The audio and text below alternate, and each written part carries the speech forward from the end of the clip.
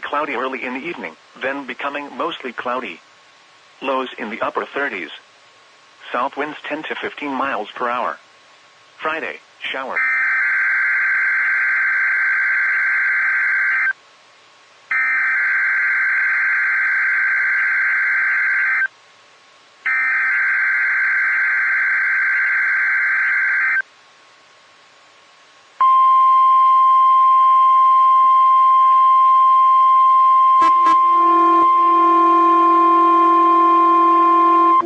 This has been a test of the NOAA All Hazards Weather Radio Alarm System.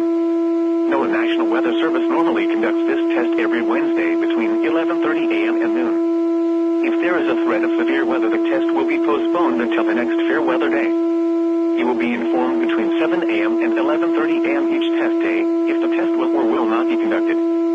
This test is conducted to give you the opportunity to ensure that your radio alarm system is in good working order. This has been a test.